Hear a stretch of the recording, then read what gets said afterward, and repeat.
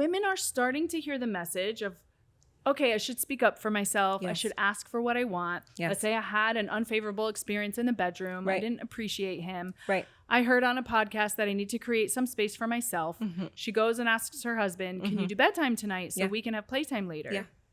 And that's how he responds. I'm tired too. I also need to decompress. Right. I worked all day. So then. Well, she's probably not adding that last part of playtime later. Okay.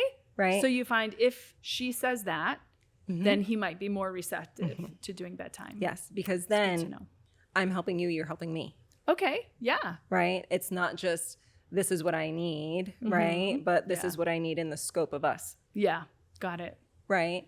And so that's where that dance, it's like it becomes this tug of war. Right. And it's a really terrible tug of war. Yeah. Where couples are in this space of, well, I'm not giving you this because you're not giving me that. Yeah. Right. Well, I'm not giving you that because you're not giving me this. Totally. Right. Yep. And so then it's where's that slack in that rope and how are we going to create slack in that rope? Yeah. Right.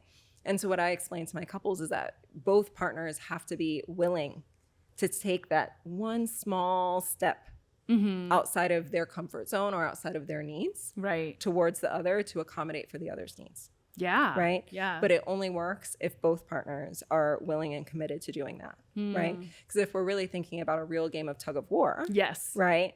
Then if one partner says, okay, I'll make a little concession and the other partner is still tugging. Yeah. You're going to then fall both down. go down. Yeah. Yeah. Right. So this is where we really have to get on the same page in terms of, okay, this is the common goal that we are working towards together. I can see that. Right. Yeah. But that's also where some couples get stuck, right? Because one might have one ideal, the other might have another ideal. Yeah. And they're not always able to see how they're actually very much connected.